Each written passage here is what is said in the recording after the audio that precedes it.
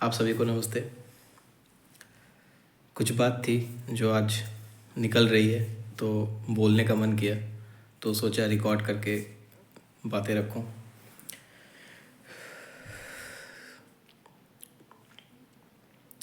जैसे मैं वीडियो बनाना मेरे लिए कोई काम नहीं है। ये एक ऐसा है कि जब भी अंदर से कुछ ऐसा आता है जो लगता है कि शेयर करना चाहिए, बताना चाहिए, तो ही मैं बनाता हूँ। मैं कुछ भी सोच के वीडियो नहीं बनाता। जैसे अभी भी अचानक से कुछ आया तो सोचा कि इस पे बात करता हूँ, सामने रखता हूँ चीज़ों को, और इसमें कोई मोटिव नहीं होता बनाने का। तो अभी आया तो सोचा कि थोड़ा बात करता हूँ।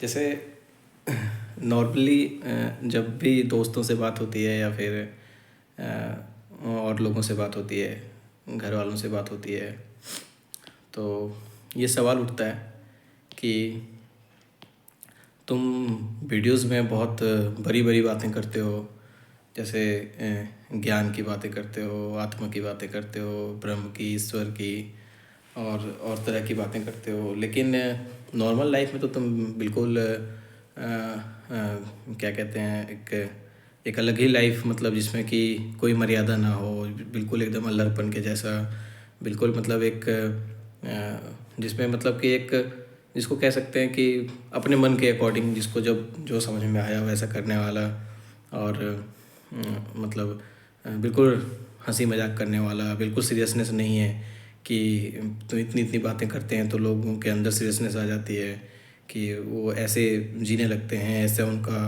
वेशभूषा होने लग जाता है संतों के जैसे, साधुओं के जैसे।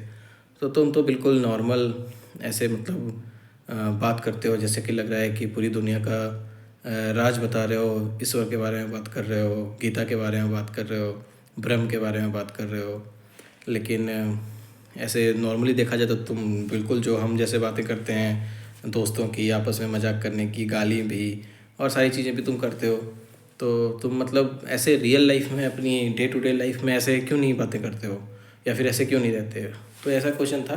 तो कुछ दोस्त जो भी हैं वो मुझे मेरे मुंह पे बिल्कुल हिपोक्रेट एक शब्द है जिसका दो फेस हो, कि मतलब वो बोलता तो कुछ है और अपने रियल लाइफ में उसको अप्लाई नहीं करके बिल्कुल अलग तरीके से जीता है, जो बिल्कुल उससे उलट हो ऐसा, या फिर उलट होता हुआ दिखे कि वो उल्टा जीवन ही जी रहा है, बिल्कुल उसमें कोई डिसिप्लिन नहीं है, कुछ भी नहीं है मतलब। तो ऐसा, तो कुछ लोग मुझे हिपोक्रेट कहते हैं और कुछ लोग मुझे स्पिरिचुअल स्नोब कहते हैं, क्योंकि मैं बिल्कुल अल्हड़ के जैसे बातें करता हूँ, हंसी मजाक बिल्कुल नॉर्मल, जैसे आप हंसने की मूड में हो, जैसे आप बोलने की मूड में हो, तो मैं वैसे ही बिल्कुल बातें लोगों से करता हूँ। तो लोग कहते हैं कि तुम एक स्पिरिचुअल स्नोब हो। स्पिरिचुअल स्नोब मतलब जो दिखता तो स्पिरिचुअल दिखाता है खुद को, लेकिन अंदर से बिल्कुल वही नॉर्मल जो भी चल रहा होता है अंदर, सारी कहानियाँ, सारी वही जानवर वाली बातें, वही नॉर्मल जीवन में खाने पीने की और मनोरंजन की, इंटरटेनमेंट की बातें, यही सब चल रहा हो। तो फिर इसको हिपोक्रेट और स्पिरिचुअल स्नोब की श्रेणी में लोग इसको नाम देते हैं। जैसे लोग देखते हैं कि बाबा होते हैं तो फिर वो बिल्कुल स्पिरिचुअल बातें करते हैं, तो स्पिरिचुअल जैसे दिखते भी हैं, स्पिरिचुअल जैसे चलते भी हैं, बिल्कुल शांत रहते हैं। कोई ख़तरनाक, कोई मतलब ऐसे मजाकिया बात या फिर कोई ऐसे बात जिस पे मतलब नॉर्मल जो नहीं कहा जा सकता है, मतलब वो वैसी चीज़ों से बचते हैं, अपने आप को एक धारण करके रखते हैं एक तरीके की वेशभूषा के साथ और एक तरीके की चलावट के साथ। तो इन्हीं चीज़ों को लेके सोचा कि आज कुछ बातें हो जाएं। बात यहाँ पे ये है कि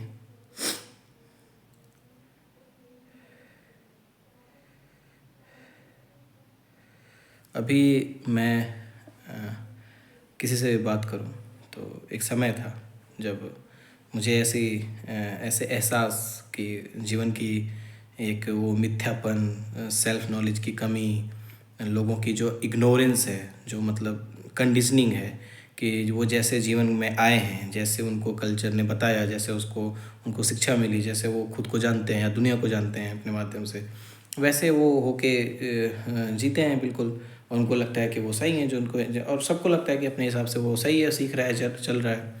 तो जब मैं इंक्वायरर के फेज़ में था, और जब ऐसी चीज़ें, ऐसी सेंसेशन होनी स्टार्ट हुई, जब लगा कि मतलब ये सब कुछ वैसा नहीं है जैसा हमें दिख रहा है, ये दुनिया ऐसे काम नहीं करती जैसा कि हमें मालूम होता है कि करती है, ये अस्तित्व ऐसे नहीं चलता जैसे कि हमें लगता है कि ये चल रहा है। और जब मैंने देखा कि चाहे वो आस्तिक हो या नास्तिक, सबकी अपनी अपनी कंडीशनिंग है, सब अपने अपने आर्गूमेंट और अपनी अपनी चीज़ों को लेके आए हुए हैं। और जो असली चीज़ है वो बहुत कहीं डीप है, बहुत सटल है, और उसको बहुत बहुत गहरे, मतलब बहुत गहरा, एक बहुत मतलब एक एक कह लें कि बहुत उसके लिए एक प्रक्रिया है, एक जटिल, मतलब अपने अंदर की एक प्रक्रिया है, जिससे अब तुम गुजरते हो। जब कोई गुजरता है उस चीज़ से, उसमें लगातार एक तटस्थ होकर एक इंक्वायरी करता है, अपनी बातों को, सवालों को जानने की पूरी हिम्मत लगाता है, पूरा जोर शोर करता है, जिसको हम कह सकते हैं कि कहा गया है, वो क्या कहते हैं, जिज्ञासु। जिज्ञासु, जो बिल्कुल जिज्ञासु है ज्ञान को लेके। ज्ञान क्या है? तो ज्ञान, इसकी बातें तो हमने बहुत की हैं। ज्ञान क्या है? ज्ञान यही है कि जो दिख रहा है क्या वास्तव में वो सच है, और जो हो रहा है वो क्यों हो रहा है, वो कैसे हो रहा है, कहाँ से हो रहा है, कौन कर रहा है, मेरी इच्छाएं मेरी हैं या फिर वो कैसे मेरे में डेवलप हुई हैं, जो मैं करना चाहता हूँ वो मैं क्यों करना चाहता हूँ। यही सारी चीज़ें कि मैं, इन सब के पीछे मैं कौन है, ये जो मेरी मैकेनिज़्म चल रही है, मेरी डे टू डे जो एक्टिविटी है, जिस हिसाब से लाइफ अपने आप को रन करता है। मुझे भूख लगी, मेरी कोई इच्छाएं बनी, मैंने कुछ उसको पाने की तमन्ना की, मैं उसके पीछे गया, मैंने जद्दोजहद की, फिर मेरे से गलतियां हुई। तो इन सब चीज़ों का कारण क्या है? वो अपने आप ऐसे हो रहा है, या वो कोई है अंदर जो ये सारी चीज़ें अपने आप कर रहा है, या फिर ये मैं हूँ जो ये करता हूँ। तो अगर मैं हूँ और ये करता भी हूँ, तो ये मैं क्यों करता है ये सारी चीज़ें? ये अस्तित्व में रहना, खाना पीना, जीना, ये सारी चीज़ें, ये इसकी इसकी आवश्यकता ये कहाँ से जन्म लेती है? तो जब हम इस पे सवाल उठाने लग जाते हैं, अस्तित्व पे ही सवाल उठाने लगते हैं, खुद की अस्तित्व पे भी सवाल उठाने लगते हैं, क्या वास्तव में मैं भी हूँ, या फिर मैं भी बस एक दिख रहा हूँ, एक प्रतिबिंब के जैसे मैं को बस दिख रहा हूँ। तो इन सारी चीज़ों में जब हम डीपली बहुत इंक्वायरी करते हैं कि ये वास्तव में मैं कौन हूँ, ये मैं कौन है। आपने रमन महर्षि का वो वार्तालाप सुना होगा कि हु एम आई, मैं कौन हूँ। तो ये उस तरीके की बातें हैं, ये नॉर्मली समझ में भी नहीं आएंगी जो मैं बातें बोल रहा हूँ कि खाना, भाई लोग कहेंगे कि शरीर है तो भूख लगेगी, अब शरीर है तो उसको घर चाहिए, शरीर है तो उसको प्यास लगेगी ही। तो इसमें कौन सी बड़ी बात हो गई कि मैं कौन हूँ? ये मैं हूँ, मैं तो बिल्कुल स्पष्ट है कि मैं हूँ। मेरा एक शरीर है, मेरे दो हाथ हैं, मेरे दो पैर हैं, मेरी दो आँखें हैं, मेरा एक मन है, और मेरे अंदर एक आत्मा रहती है। या फिर जो भी कह लें कि ये आत्मा नहीं, तो कोई नास्तिक है तो कहेगा कि मैं एक बायोलॉजिकल बीइंग हूँ, और मेरी ये आवश्यकता है, मैं इवोल्यूशन से पैदा हुआ हूँ, मैं इस क्रिएशन में आया हूँ। तो ये सब बहुत बहुत निचले स्तर की बातें हैं। ये इवोल्यूशन, ये बायोलॉजिकल बीइंग, ये आत्मा, ये बिग बैंग, ये क्रिएशन, ये सब कुछ बहुत सरफेस पे चलता है। इसके इसके बहुत बहुत बहुत डीप जाना होता है जब आप इंक्वायरर बनते हो, जब आप जिज्ञासु होते हो ज्ञान को लेके, आत्मा को लेके, इस अस्तित्व को लेके, कि वास्तव में जब आप सच सच सवाल करना स्टार्ट करते हो ईमानदारी से, बिल्कुल बिना किसी राग लपेट के, बिना किसी अथॉरिटी के, बिना किसी किसी के माने कि उसने कह दिया तो मैं इसको मान के रहूँगा, वो बहुत बड़ा नाम है इस फील्ड में। बिना माने बिल्कुल आप ईमानदारी से ये प्रश्न उठाने स्टार्ट कर देते हो कि वास्तव में मैं कौन हूँ, वास्तव में अस्तित्व क्या है, और मैं इसके जड़ तक जाना चाहता हूँ। और इस सवाल का जवाब सवाल पूछने वाला पाएगा, और उसको ये अनुभूति रहेगी, ये उसको उसका ये पार्ट बनेगा, तब उसको मतलब वो होगा। जैसे लोग कह रहे हैं कि ये चीनी है, ये बहुत मीठा रहता है, ये चीनी है, ये बहुत मीठा रहता है, ये चीनी है, ये बहुत मीठा रहता है। मैंने कहा हाँ ये चीनी है, ये बहुत मीठा रहता है, ये चीनी है, ये बहुत मीठा रहता है, हाँ ये चीनी है, ये बहुत मीठा रहता है। मैंने सबको बोलना स्टार्ट कर दिया। क्यों? क्योंकि मुझे किसी महान पुरुष ने कहा कि ये चीनी है, ये बहुत मीठा रहता है।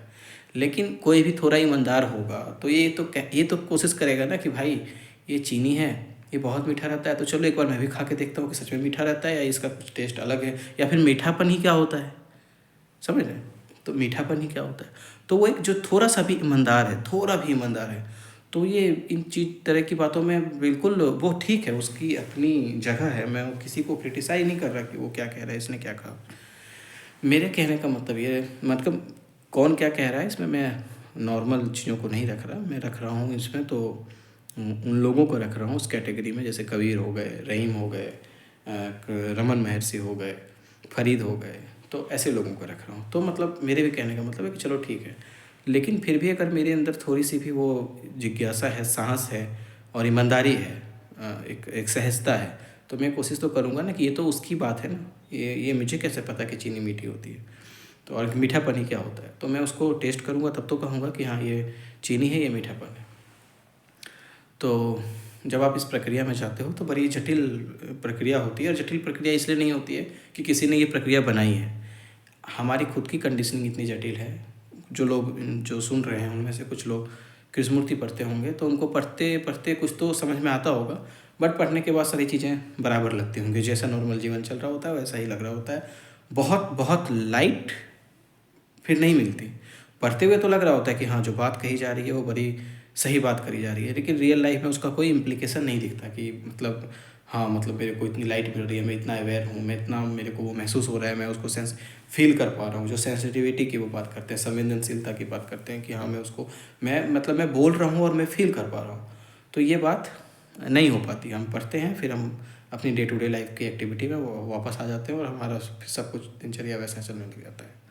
और फिर लगता है कि कुछ तो वो कह रहा है, चाहे वो कोई भी हो, कृष्णमूर्ति हों, ओशो हों, कोई भी हो, कुछ तो बात कह रहा है, लेकिन वो बात मेरे को नहीं पच रही है बहुत ज़्यादा। मैं कोशिश कर रहा हूँ और लेकिन मेरा लाइफ फिर से उसी बागडोर में आ जाता है। फिर जब लाइफ आपको कुछ खुशियाँ देता है, कुछ मजबूरियाँ देता है, तो आप फिर अपने डायरेक्शन में चले जाते हो, बहुत उलझते नहीं हो, क्योंकि आपको पता चल जाता है कि जितनी आप उलझन में थे उतनी उलझन से आपको कुछ वास्तव में मिला नहीं।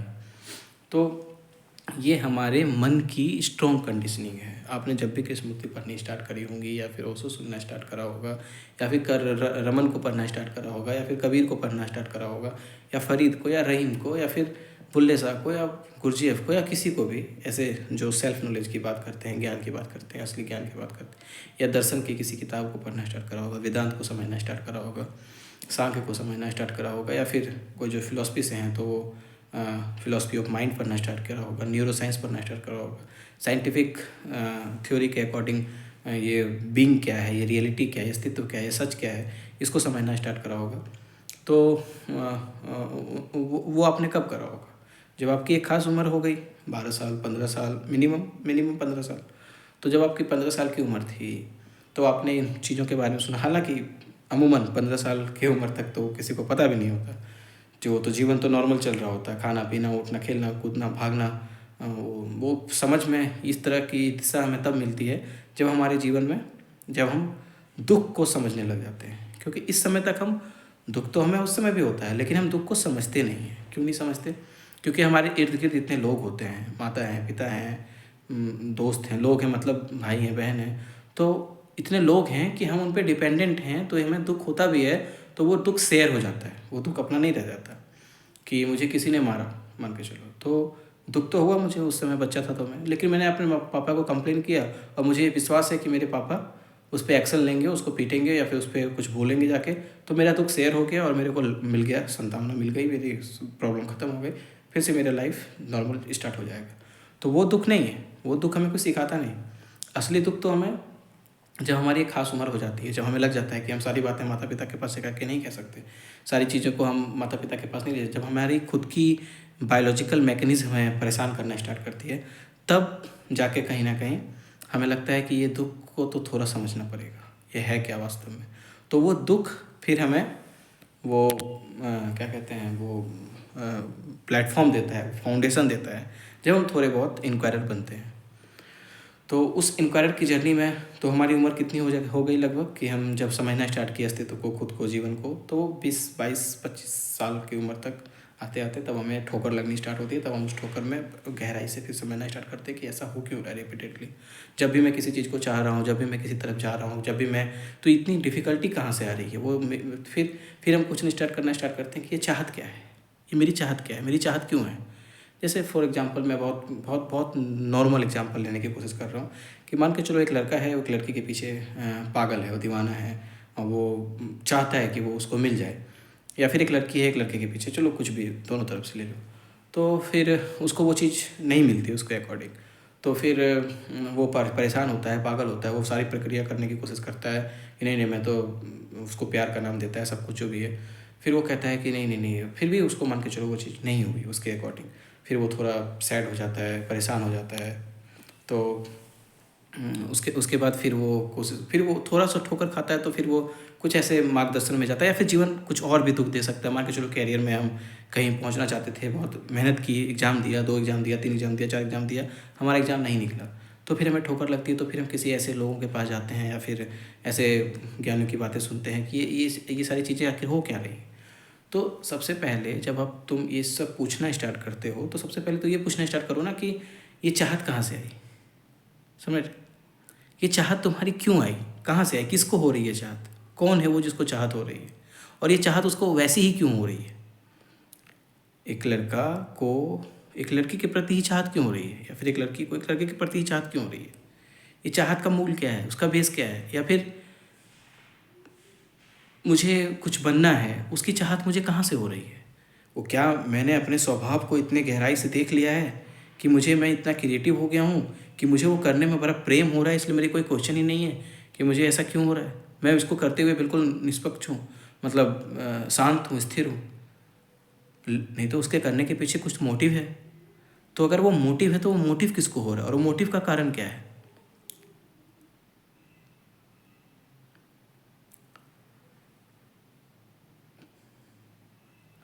और जिसको कारण ये उत्पन्न हो रहा है वो कौन है। जैसे नॉर्मली अगर फिर हम देखना स्टार्ट करेंगे तो फिर हम फंस जाएंगे, ये नॉर्मल चीज़ें नहीं हो पाएंगी।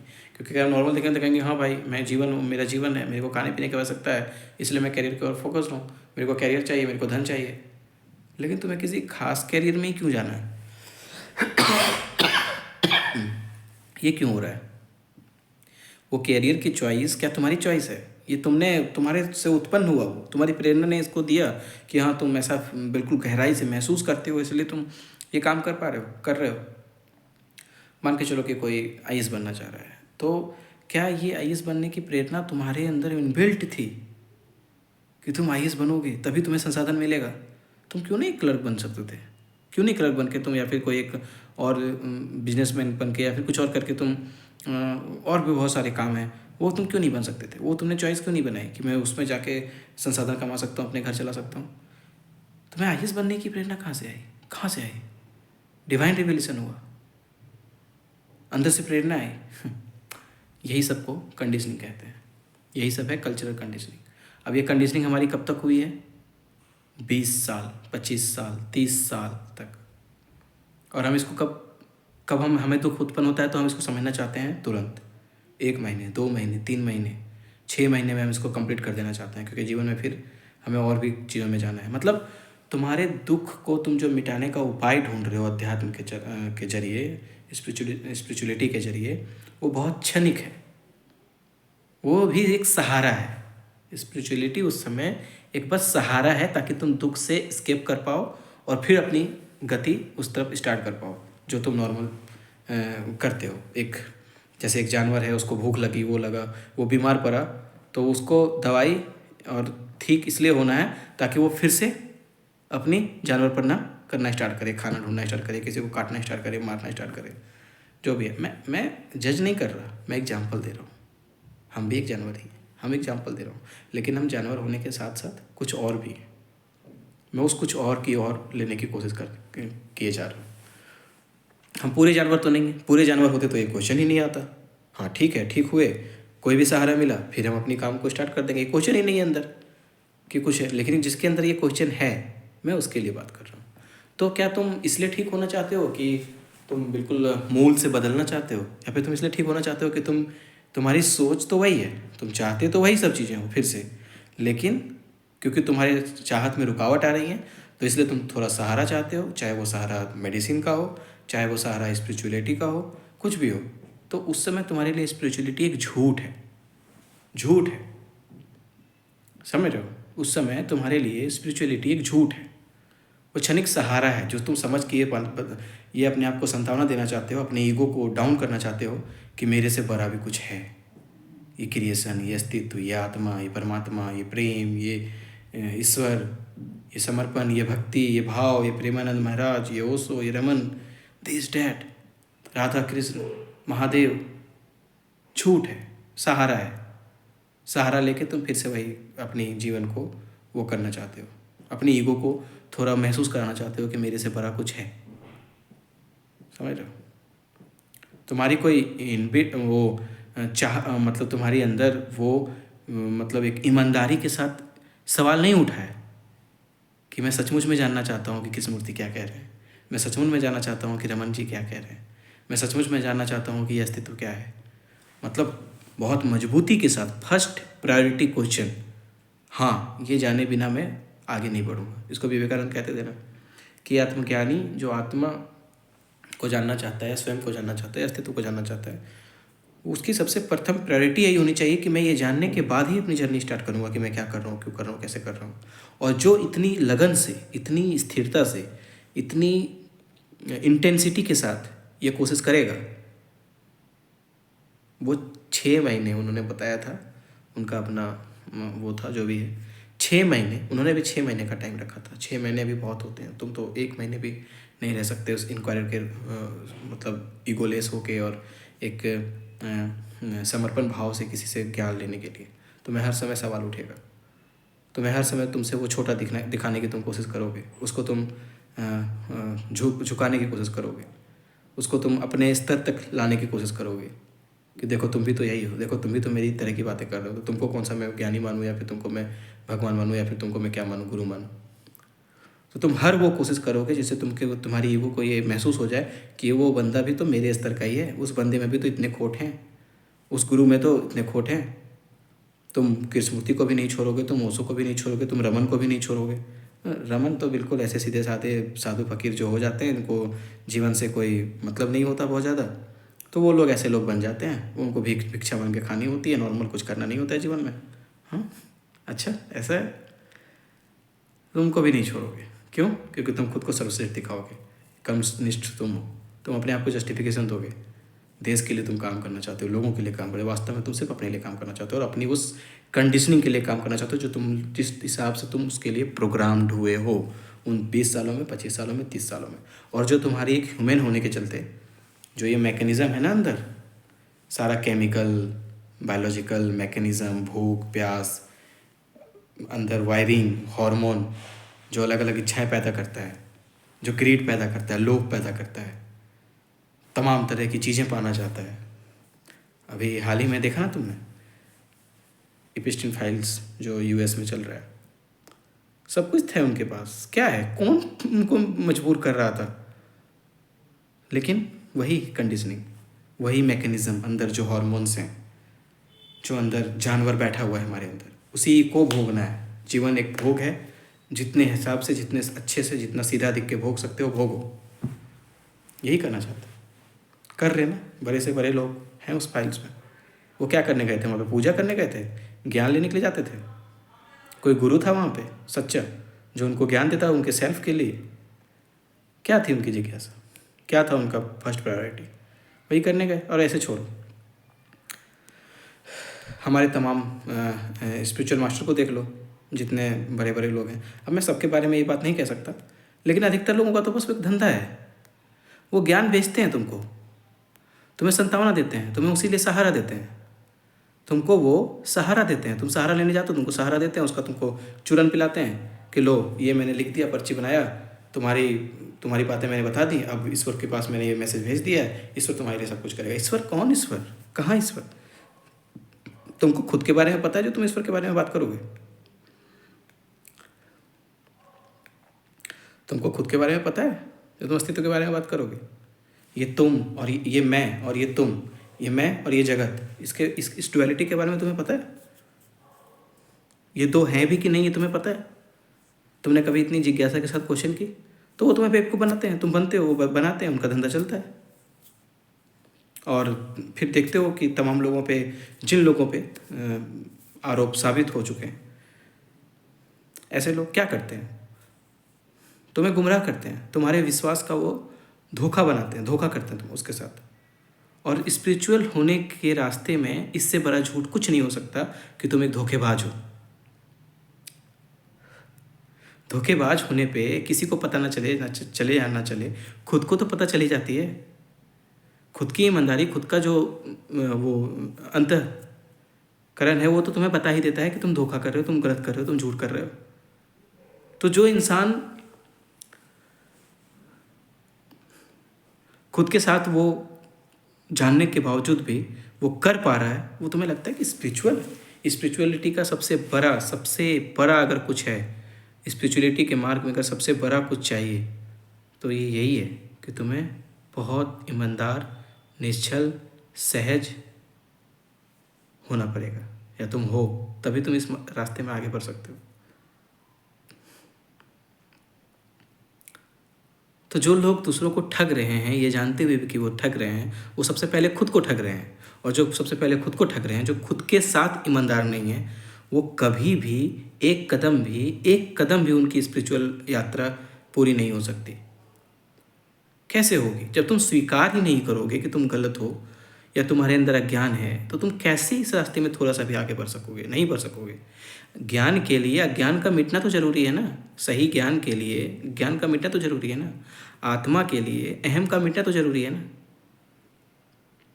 अब तुम अज्ञान को और अहम को स्वीकार ही नहीं करोगे, इस कंडीशनिंग को, अहम कहने का मतलब है तुम्हारी जो पूरी कंडीशनिंग है, ये जो तुम्हारी पूरी वायरिंग है, ये जो हार्मोन, मैकेनिकल, केमिकल, बायोलॉजिकल चीज़ें चल रही हैं, इसके साथ तुम पैदा हुए और जो तुमको समाज ने तुमको दिया, तो उस चीज़ को अगर तुम स्वीकार ही नहीं करोगे, उसको क्वेश्चन नहीं करोगे कि ये कहाँ से उत्पन्न हो रहा है, तो तुम एक कदम भी उसमें इन्वॉल्व कैसे कर पाओगे? क्योंकि अंधेरे को मिटने के लिए प्रकाश का होना तो जरूरी है ना। या फिर अंधेरे को मिटने के लिए स्वीकार तो करना पड़ेगा ना कि हाँ अंधेरा है, तभी तो मैं दिया जलाऊंगा, तभी तो मैं टॉर्च जलाऊंगा। अगर मैं ये स्वीकार ही ना करूँ, मैं अंधेरे को ये मान के चलूँ कि वो आत्मा है और ये सब कुछ ईश्वर की प्रेरणा है, तब तो फिर हो गई बात, फिर तुम जियो उस अंधेरे में। तो बहुत बहुत बहुत खतरनाक ईमानदारी चाहिए सबसे पहले खुद के प्रति। दुनिया तो है नहीं है, कौन है किसके लिए है नहीं पता, खुद के प्रति बहुत ईमानदारी चाहिए, बहुत ज़्यादा ईमानदारी चाहिए।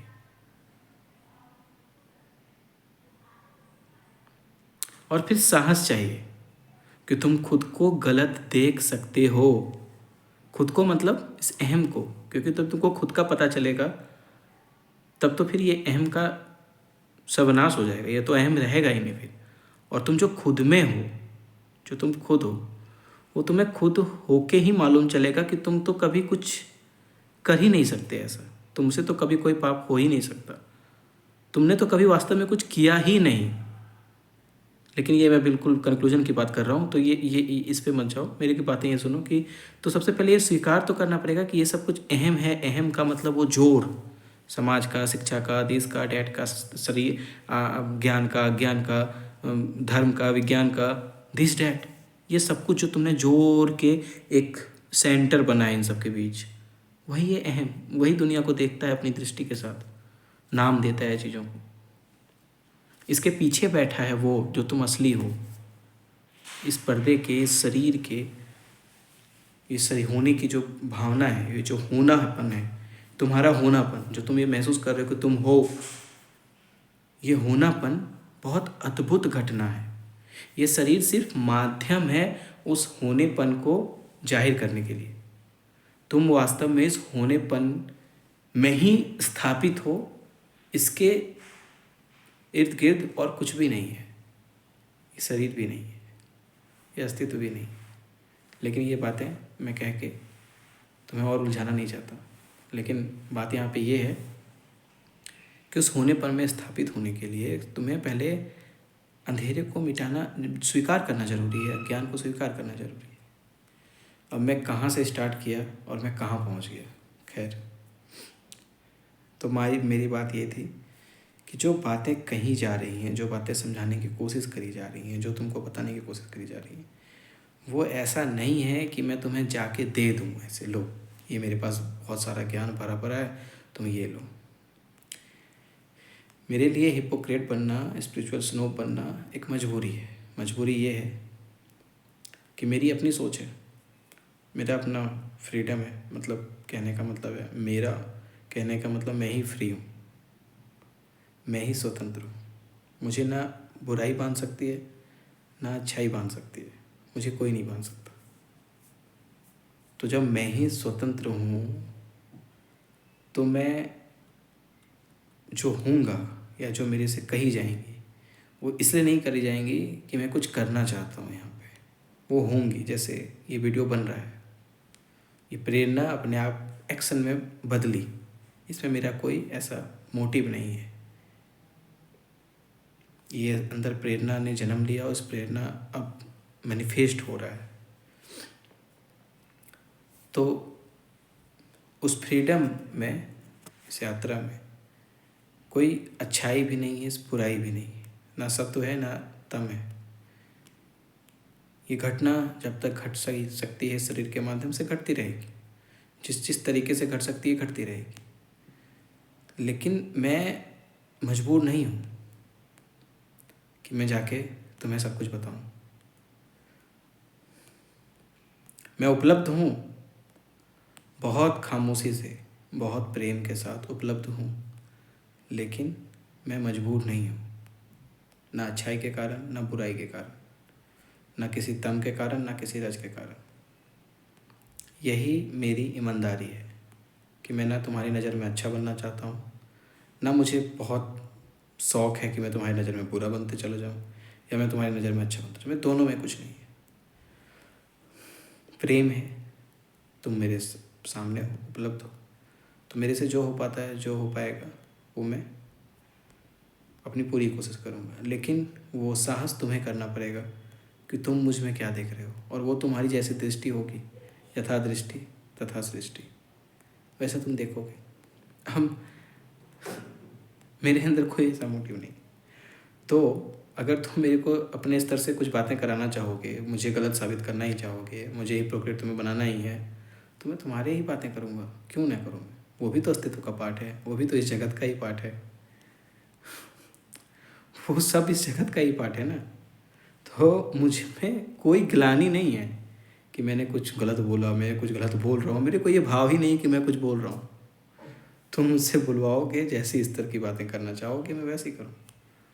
जैसी मेरी सोच वहाँ पे तुम्हें लगेगी कि तुम्हें उस हिसाब से, उस तरीके से एक मतलब तुम्हारे लिए एक अच्छा एक एक एक क्या कहते हैं, एक इवोल्यूशन में तुम्हारे लिए कुछ कदम जो तुम्हारे लिए सहायक हो सकते हैं, वो अगर तुम अगर मेरे को महसूस होगा तो मैं तुमसे उस हिसाब से ही कनेक्ट हो जाऊंगा। कोई दिक्कत नहीं है,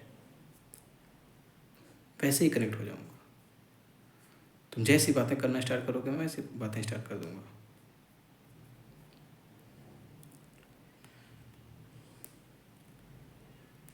ऐसे अगर देखा जाए तो मेरे अंदर ऐसी कोई मतलब वो इच्छा ही नहीं है कि मैं कहीं जाऊं, कोई किसी को मिलूं, किसी से वो करूं, किसी को कुछ दूं, किसी से कुछ लूं।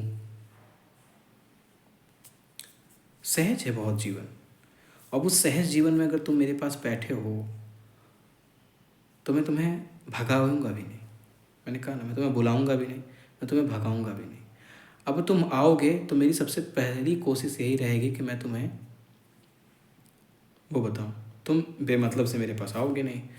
एक ही तो कारण है, जो मेरे दोस्त ऐसे बनते हैं, बने हुए हैं, वो हैं। उनसे मैं जब भी नॉर्मली ऐसे बात होती है, फ़ोन करते हैं या फिर तो नॉर्मली बात हो जाती है जैसे एक दोस्त की होती है, मैं उसी स्तर से बातें करता हूँ। अब तुम मेरे पास किसी मतलब से आए, तो मैं मतलब लगा कि कुछ सुनना है, कुछ जानना है या फिर कुछ ऐसे, तो मैं अपनी पूरी कोशिश उससे मैं यही करूँगा कि मैं तुम्हें वो बता पाऊँ, अपनी पूरी कोशिश के साथ तुम्हें वो राह, वो रास्ता, वो लाइट, उस किरण की ओर तुम्हें अग्रसर कर पाऊँ। लेकिन मुझे पता है कि मैंने देखा है कि अपने अनुभवों से कि तुम्हें जब भी मैं कुछ ऐसे बताने की कोशिश करूँगा, तुम उसको बहुत बोरियत और बहुत उस ढंग से लेने लगोगे। कुछ ही पल के लिए तुम्हें वो, जब भी तुम दुख में रहोगे तभी वो सहारे के रूप में तुम्हारा काम करेगा। फिर तुम नॉर्मल अपनी डे टू डे लाइफ में मस्त मगन हो जाओगे। तो मैं तुम्हें क्यों डिस्टर्ब करने जाऊँ? क्या पड़ा है मुझे कि मैं तुम्हें डिस्टर्ब करने जाऊँ? मैं सहज रूप से अपने जीवन को जी रहा हूँ, अपनी इस यात्रा को पूरी कर रहा हूँ। उपलब्ध हूँ, मजबूर नहीं। उपलब्ध हमेशा हूँ। तुम 1 कदम बढ़ाओगे तो मैं 2 कदम बढ़ाने के लिए तैयार, लेकिन पहला कदम तो तुम्हें लेना पड़ेगा ना।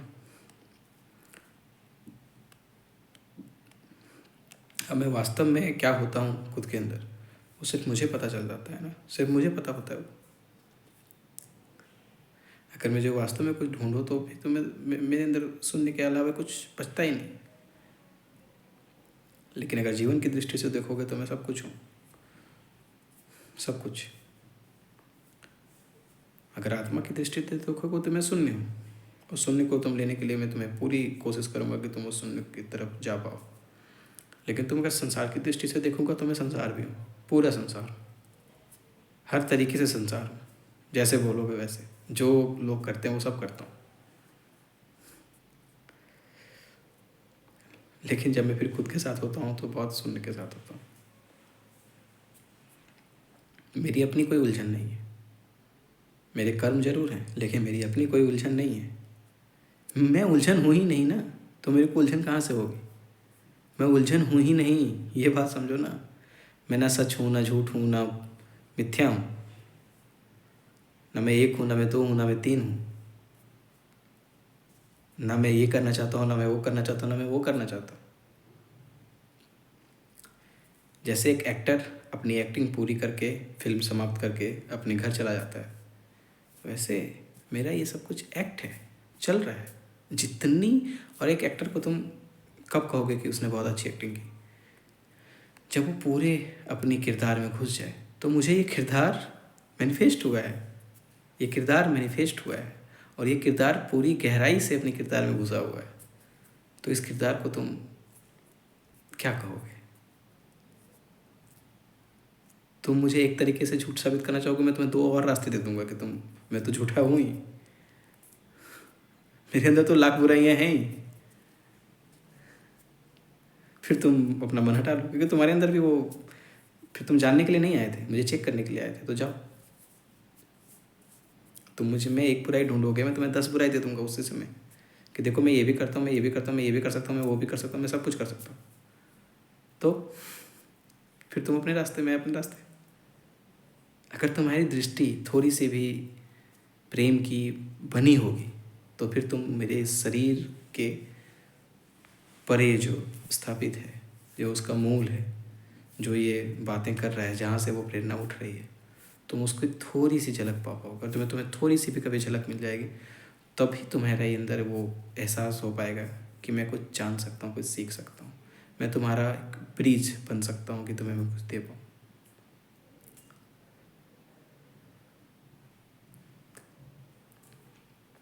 ये मेरी ईमानदारी है ना कि मैं तुम्हें ठग नहीं रहा।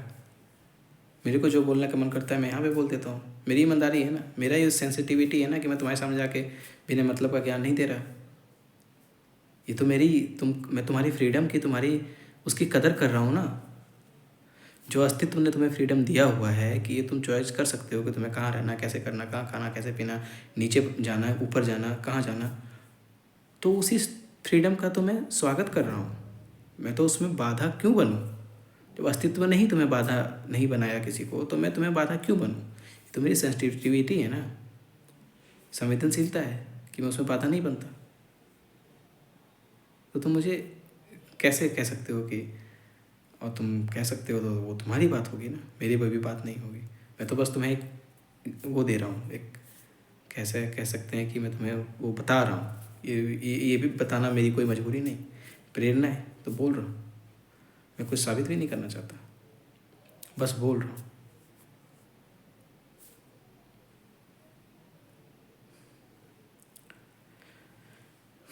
तो अगर तुम मैं को जानना चाहते हो, मुझे, तो उसके लिए तुम्हें सबसे पहले स्वयं को जानना पड़ेगा। थोड़ी तो कोशिश करनी ही पड़ेगी स्वयं को जानने की, थोड़ा तो छटपटाना ही पड़ेगा, थोड़ा तो परेशान होना ही पड़ेगा। जब तुम थोड़े उलझोगे, परेशान होगे और तब आओगे, तब मैं तुम्हें कुछ राह दिखा पाऊँगा, तब मैं तुम्हें कुछ बता पाऊँगा। तब तुम टूट के आओगे, जब तुम बिखर के आओगे, जब तुम्हारा अहम थोड़ा शांत हो जाएगा, जब तुम्हारी ईगो थोड़ी डाउन हो जाएगी, तब मैं तुम्हारे लिए एक ब्रिज का, एक पुल का काम कर सकता हूँ कि मैं उस समय तुम्हें वहाँ से एक और रास्ते की ओर बता सकता हूँ। और वो रास्ता मैं कैसे बता सकता हूँ, क्योंकि वो मेरा खुद का मतलब, खुद का कहने का मतलब इस शरीर का अनुभव है। उसने उस मैप को देखा है अलग अलग तरीके से, ऐसे ऐसे करके उसको वो एक सहज रूप में, वो अपने उसकी अनुभूति में ही उसको पता है कि इस रुकावट में फिर आगे की परिस्थिति कैसे बनती है। तो मैं तुम्हारे लिए किसी काम आ सकता हूँ, या कोई सच्चे गुरु तुम्हारे लिए काम, वो तुम्हारा दरवाज़ा नहीं ठकठकाएंगे, तुम्हें उनका दरवाज़ा ठकठकाना पड़ता है। इसलिए तो कहते हैं कि सच्चा गुरु आसानी से नहीं मिलता।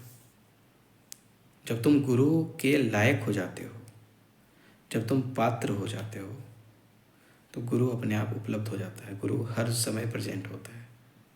और मेरा ये क्लेम नहीं है कि मैं गुरु हूँ, मैं बहुत नॉर्मल हूँ।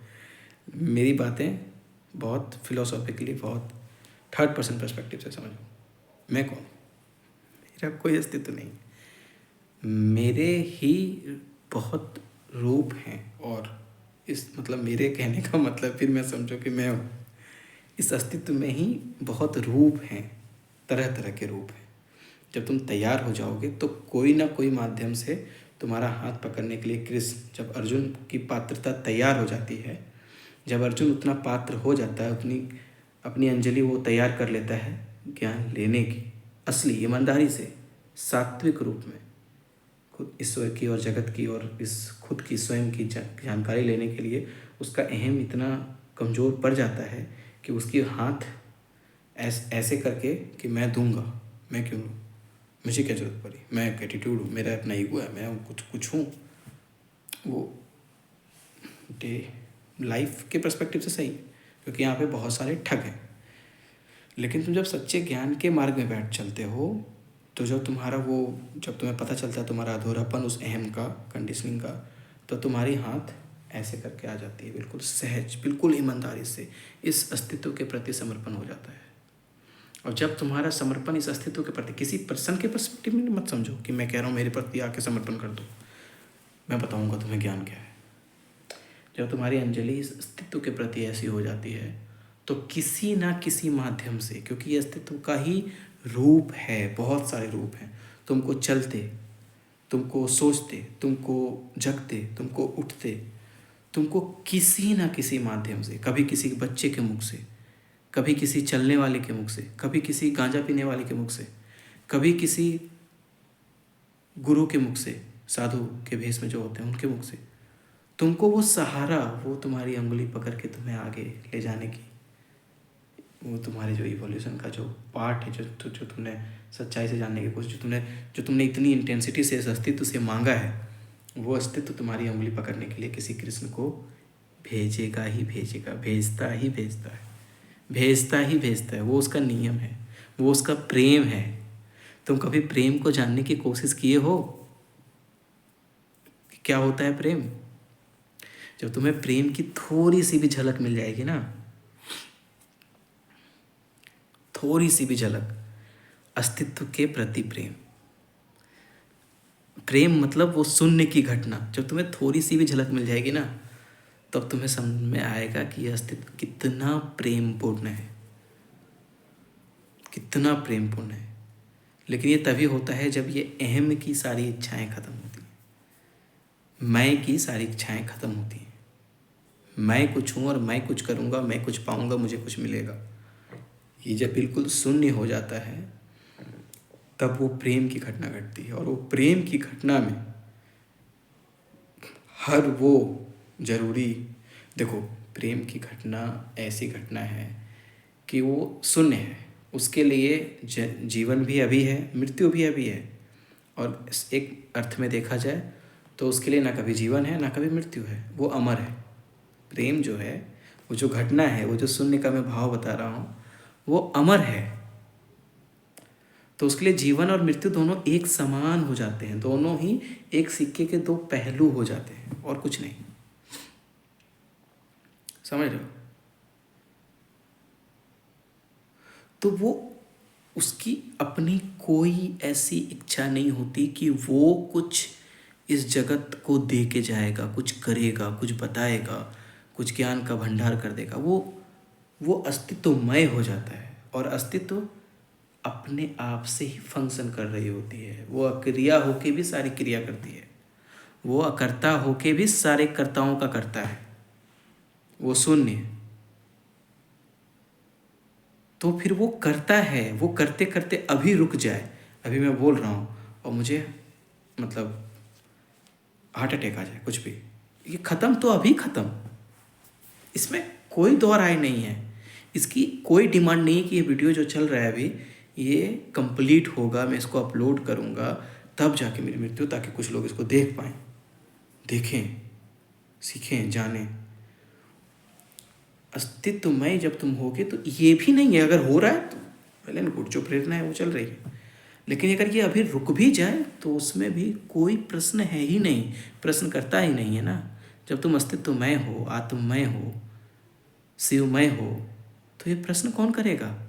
तब तो फिर सब कुछ शिव का ही है ना, सब तो शिवमय ही है ना। जीवन भी वही है, मृत्यु भी वही है। शिव जो है, शिव का रूप को जीवन के लिए भी जाना जाता है, मृत्यु के लिए भी जाना जाता है, एक तरीके से पूजा जाता है। वो दोनों के रूप हैं, मतलब वो कंप्लीट हैं, समझ रहे हो? तो जब तुम शिवमय की स्थिति में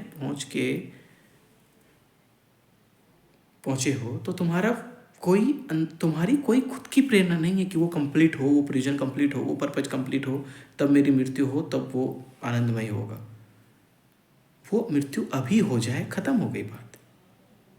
कृष्ण जैसे व्यक्ति के लिए कृष्ण के लिए अस्तित्व और कृष्ण में फर्क नहीं है, ये बात समझो तुम। जो कृष्ण जब गीता का ज्ञान दे रहा है और जो अस्तित्व है वो इंटरकनेक्टेड है, इसलिए वहाँ पे कृष्ण कहते हैं सर्वधर्मान परित्यज्य मामेकम शरणं व्रज। कहने का मतलब है मेरे शरण में आ जाओ, सारे धर्म को त्याग करके मैं तुम्हें सारे पापों से मुक्त कर दूंगा। कौन है वो? मैं, वो कृष्ण है। वो कृष्ण इंडिविजुअल कृष्ण है जो आके तुम्हारी पापों को मुक्त कर देगा। वो कृष्ण ब्रह्म है, वो अस्तित्वमय है। वो वहाँ उस स्थिति में पहुँचते पहुँचते ही तुम सब कुछ जल के खाक हो जाओगे, तभी असली प्रेम की उत्पत्ति होती है। वो कृष्ण वहाँ पे वो वाले कृष्ण हैं। और जो नॉर्मल कृष्ण जी रहे हैं कि इंडिविजुअल के रूप में, वो उनमें वो एक कार्य कर रहे हैं, एक लीला जिसको कहते हैं हम लोग ना, वो मैनिफेस्ट हो रहा है, क्रिएशन कृत्य कर रहा है, लीला कट रही है, कभी अच्छा कभी बुरा, कभी युद्ध, कभी भाग रहे युद्ध से, समझ रहे हो? वो अस्तित्व का एक मैनिफेस्टेशन है। लेकिन उसमें तुम देखोगे तो तुमको कहोगे कि वो अल्हड़पन के जैसे कुछ भी कर रहे हैं। नहीं, उनकी प्रेरणा में, उनके करने में सबसे बड़ा फर्क तुम्हें जो दिखेगा वो ये है कि वो अपनी वजह से, अपने होने के कारण किसी ऐसे इंसान की तकलीफ एक जरा से भी नहीं बढ़ा सकते जो सच्चा हो, जो नेक हो।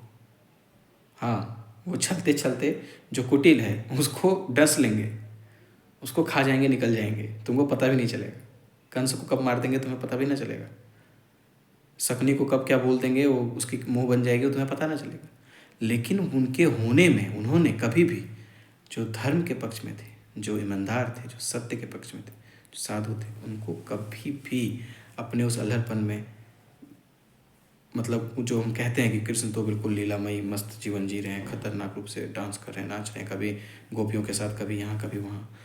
गोपियों वाली बात वो अलग है, वो प्रेम की अलग घटना है, जहाँ अहम शांत होके आत्मा परमात्मा को अपना सब कुछ मानने लगता है। वो घटना अलग है, उसके बारे में कभी फिर बात करेंगे। लेकिन वो कृष्ण में अगर तुम देखना चाहते हो उनके लाइफ में डिसिप्लिन और दूसरे की लाइफ में डिसिप्लिन, तो तुम नॉर्मल कह सकते हो कि उनके लाइफ में भी तो कोई डिसिप्लिन नहीं है। जब जो मन कर रहा है, जब जवान थे तो लड़कियों के साथ खेलते थे, जब थोड़े बड़े हुए तो राज्य पाट के लिए चले गए कि हमें पूरा राज्य चाहिए, फिर जब थोड़े और बड़े हुए तो युद्ध के लिए चले गए कि हम तो सबको जिता के निकलेंगे। तुम उसको ऐसे देखोगे, ऐसा लगेगा वो तो बंदा मतलब अलग अलग टाइम पे सब कुछ कर रहा है भाई। चौसा भी खेल रहा है, कभी युद्ध भी कर रहा है, कभी युद्ध से भाग भी जा रहा है। ये भी तो देखो, भाग भी जा रहा है युद्ध से और हंसते हुए भाग जा रहा है। ग्लानि नहीं है, कोई अहम टूटा नहीं उनका। अहम रहेगा तब तो टूटेगा। ईगो रहेगी तब तो टूटेगी। अस्तित्व की उस समय की वही मैनिफेस्टेशन थी कि उनका भागना ही और अस्तित्व का वहाँ से निकलना ही सही था। तो वो रो रहे थे कि मैं हार गया, मैं कृष्ण, मैं इतना बड़ा परमात्मा, मैं ऐसा जगत का पालनहार। जब वो अभिमन्यु को नहीं बचा पाए थे तो वो रो रहे थे, मैंने अभिमन्यु को बचा नहीं पाया, मैं ये हूँ। अस्तित्व का अपना क्रिएशन है, वो जानते हुए भी उसमें हस्तक्षेप नहीं कर सकते, नहीं करेंगे, क्योंकि अस्तित्वमय और कृष्णमय होना इक्वल बात हो गई है वहाँ पे। तो अगर वो प्रायर नॉलेज उनके पास होगी भी तो भी वो वहाँ पे कुछ भी इंटरफेयर नहीं कर सकते, क्योंकि वो उनका अहम इंटरफेयर करेगा ना, अस्तित्व तो अस्तित्वमय ही रहेगा ना। तुम्हें क्या लगता है कृष्ण ने वो अपनी जादू से सूर्य को कुछ देर के लिए रोक दिया था जब अर्जुन को वो करना था? कृष्ण माने अस्तित्व, और अस्तित्व की घटना धर्म को आखिर में जिताती ही जिताती है। धर्म कहने का मतलब वही ईमानदारी, सच्चाई, निश्चलता, जो भी है वो जो वो वाला पार्ट है, सूक्ष्म वाला जो पार्ट है, एक जड़ है। जड़ सब कुछ तबाह कर देना चाहता है, वो सिर्फ खुद का देखता है, मैं हूँ, अहम, बहुत मजबूत अहम, उसको कहते हैं जड़। जब मेरा अहम बहुत मजबूत बन जाए, बहुत ताकतवर हो जाए, तो उसको कहते हैं जड़। तो दुर्योधन वहाँ पे जड़ है, मैं हूँ, मैं करूँगा, मेरा राज, मेरा सब कुछ, मेरा ये, मेरा वो, मेरा मैं कौन? वो अहम वाला मैं है, वो जड़ हो चुका है, वो स्थूल हो चुका है, उसमें तमस हावी है। तो वो तमस जो है उससे ज़्यादा सूक्ष्म सत्व है। तो जो सत्व के पार्ट हैं, सत्व ब्रह्म नहीं है, सत्व शिवमय नहीं है, क्योंकि शिव में तीनों चीज़ें समाई हुई हैं, तीनों से परे है शिव, ठीक है। लेकिन जो सत्व है वो जड़ से, तम से, उस स्पेक्ट्रम में कहीं ना कहीं ज़्यादा सूक्ष्म है, ज़्यादा करीब है। ये जो तम है, तम यहाँ है, तम ऐसे है तो यहाँ रज है, तो फिर सत्व है, ठीक है। तो मैं इसको मतलब ऐसे मान के सकते हो, ऐसा बिल्कुल होता नहीं है, वो सब कुछ अपने आप में ही शिवमय ही है। लेकिन तुम कह सकते हो ऐसे कि ये तम है, ये रज है, ये सत्व है, और सत्व के परे शिव हैं जो सब कुछ को समेटे हुए हैं। लेकिन अगर शिव किसी से बहुत मतलब जहाँ से शिवमय होना मतलब आसान हो सकता है, वो यात्रा, वो कौन सी स्थिति है? वो सत्व की स्थिति है। एक कुत्ते के लिए, एक बिल्ली के लिए, एक पैर के लिए, एक पौधे के लिए, वो भी शिव ही हैं, वो सब शिव शक्ति के ही मैनिफेस्टेशन है। लेकिन एक पौधे के लिए अनुभूत कर पाना कि मैं शिव ही हूँ, ये आसान नहीं, मतलब वो उसकी कॉन्शियसनेस का वो पार्ट नहीं है, मतलब उसकी चेतना ऐसे डेवलप नहीं हुई है कि वो उसको महसूस कर पाए। एक कुत्ता, एक बिल्ली, एक जानवर, उसकी चेतना रिफ्लेक्टिव नहीं है, उसकी चेतना और उसके हार्मोन और मैकेनिज्म का जो बीच का जो गैप है वो बिल्कुल ऐसे सिमटा हुआ, उसकी हार्मोन जो कहेगा उसको वैसे रिएक्ट करना पड़ेगा। लेकिन हमारी चेतना में एक फ़र्क है, और वही फ़र्क सत्व का फ़र्क है। हमारे अंदर जानवर भी हैं तो सत्व के भी गुण हैं, जो हम रिफ्लेक्ट करके अपने अंदर देख पाते हैं कि ये करना गलत होगा, किसी को काटना, किसी को मारना गलत होगा। ये हम कहाँ से देखते हैं? जब हम सत्व के करीब आ जाते हैं। तो सत्व से लीप लेना शिव में आसान है, इसलिए शिव सत्य से ज़्यादा क्लोज दिखाई देंगे, कृष्ण सत्य से ज़्यादा क्लोज दिखाई देंगे, और फिर वो अंत में सत्य को ही जिताएंगे। समझ लो? लेकिन ये कैलकुलेशन अलग है। तो मेरे कहने का मतलब यहाँ पे ये था कि अस्तित्व उस शिव का मैनिफेस्टेशन है, वो चलता रहता है, उसमें लीलाएं होती रहती हैं। जब सारा काम कंप्लीट होता है तो वो अपना काम लेके तुम्हारा वो जो मैनिफेस्ट हुआ बॉडी है वो फिर उसमें लीन हो जाता है, और वो लीन होने के समय में कोई कंप्लेन नहीं होता। वही प्रेम है, कोई मांग है ही नहीं। अभी छोड़ सकते हो तो अभी छोड़ दो, अभी मुक्त कर दो। प्रारब्ध कहते हैं ना, कि विवेकानंद कहते हैं कि, या वेदांत में, कि जब तुम ज्ञान के करीब जाते हो तो जीवन मुक्त की स्थिति में पहुंचने के बाद भी तुम्हारा वो सर्कल, वो साइकिल चलता रहता है। प्रारब्ध जो तुम्हारे प्रायर कंडीशनिंग है तुम्हारी, वो तुम्हारे चक्के को चलाता रहता है। मतलब एक बैलगाड़ी है, उसका चक्का ऐसे टूट रहा है, मतलब उसका चक्का ऐसे घूम रहा है, तो तुम उसकी मतलब उसको तुम चक्के को निकाल दो चलते हुए में, वहाँ से निकाल दो, उसमें बैलगाड़ी से वो मुक्त हो चुका है, वो उससे अपने आप को मुक्त महसूस करे, लेकिन फिर भी उसकी गति उस मोमेंटम के कारण कुछ दूर तक चलती रहेगी। तो उसी को प्रारब्ध कहते हैं, प्रारब्ध कंडीशनिंग जिसको कहते हैं। बहुत सारे ऐसे लोग हुए। तो जब कृष्ण को, जब उनका काम खत्म समाप्त, सारी धर्म मतलब और विजय सब कुछ होने के बाद कृष्ण की मृत्यु कितनी साधारण मृत्यु थी। तुम समझ सकते हो, इतने बड़े योद्धा जिन्होंने इतना बड़ा युद्ध किया, उसकी मृत्यु कभी ऐसी मृत्यु हो कि उसको कोई शिकारी ऐसे करके मार दे और वो मर जाए, जिसको कोई छू ना पाया थोड़ा सा भी, वो उसको तुम समझ सकते हो कि तुम ऐसे मार दोगे। अस्तित्व का प्रयोजन खत्म, वो प्रारब्ध खत्म, वो जिस प्रयोजन के साथ तुमको उस अस्तित्व ने मैनिफेस्ट किया वो खत्म, तुम्हारा मैं तो पहले खत्म है और फिर वो प्रयोजन भी खत्म, तो तुम्हारी शरीर का कोई महत्व ऐसा नहीं रहता, तुम लीन हो जाते। तो मेरे कहने का मतलब है कि अगर हिपोक्रेट की श्रेणी में देखो तो कृष्ण से बड़ा हिपोक्रेट कोई नहीं है, क्योंकि उन्होंने साधुओं के जैसे कपड़े पहन के राजपाट नहीं छोड़ा, राज चलाया, लीलाएं की, प्रेम किया। और जब गीता में वो ज्ञान दे रहे थे तो उस कृष्ण को देखो और उनके जीवन को देखो, तुम्हें इतना हिपोक्रेसी लगेगा, सबसे बड़ा हिपोक्रेट तो वो लगेंगे तुम्हें। क्यों? किसको बताएंगे? वो पकड़ पकड़ के बताएंगे जाके कि आओ सुनो मेरे पास गीता का ज्ञान है, आओ सुनो मेरे पास धर्म अधर्म ज्ञान अज्ञान आत्मा परमात्मा मैं शिव सबका ज्ञान है, आओ सुनो। तुम जब लायक हो जाते हो, जब तुम्हारे साहस, तुमने कदम उठाए, जब तुम्हारे उस पात्र इतनी अंजलि बना लेता है, ज्ञान की अंजलि बना लेता है, तो मैंने कहा गुरु कृष्ण अपने आप उपलब्ध हो जाते हैं और तुम्हारा हाथ पकड़ के ऐसे तुम्हें एक स्टेप आगे ले जाएंगे।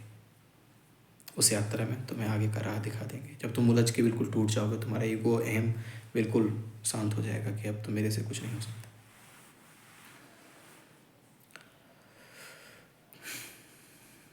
समझ रहे हो? तो यहाँ पे बात करना और नॉर्मल जीवन जीना दोनों में फ़र्क है, वो रहेगा। और फ़र्क इसलिए है क्योंकि ये अस्तित्व ऐसा है कि यहाँ पे विभिन्न प्रकार के मैनिफेस्टेशन, और हर किसी को इस अस्तित्व ने वो फ्रीडम, आज़ादी दी हुई है कि तुम कैसे उठ सकते हो, कैसे कर सकते हो। तुम्हारा खुद का वो मतलब तुम्हें वो ठोकरें, वो तुमको कहाँ वो कैसे करना है, कैसे चलना है, किस हर कदम पे एक चॉइस होती है ना कि मैं इधर से चलूँ या इस रास्ते में चलूँ, ऐसे चलूँ या उधर चलूँ, ये करूँ या वो करूँ, पढ़ने बैठूँ या खाना खाऊँ, पढ़ने बैठूँ या मोबाइल चलाऊँ, वीडियो बनाऊँ या कोई किताब पढ़ लूँ। तो उस चॉइस में तुम क्या चुनते हो वो तुम्हें बनाता है, वो तुम्हारे उस अहम को या तो कमज़ोर करता है या तो उसको पुष्ट करता है। तो तुमने कौन सा मार्ग चुना है? तुम सूक्ष्म होने की यात्रा में हो या स्थूल होने की यात्रा में हो? अगर सूक्ष्म होने की यात्रा में रहोगे उस सच्चाई से, ईमानदारी से, तो वो तुमको एक स्टेज में जाने के बाद तुम्हें जब बिल्कुल सब कुछ टूटा हुआ नजर आएगा तभी उसका सहारा तुम्हें मिलेगा। जब तक वो बिल्कुल टूट न जाता, जब तक वो ईगो जो अहम है वो हार नहीं मान लेता, तब तक उस सुनने का सहारा नहीं मिल सकता। क्योंकि प्रेम को पाने के लिए प्रेम के लायक होना पड़ता है। तो उसका सहारा पाने के लिए तुमको उसकी प्रेम को, झलक को पाने के लिए तुम्हें थोड़ा साहसी तो होना पड़ेगा, तभी तुम उसके प्रेम को समझ पाओगे, उसको समझ पाओगे।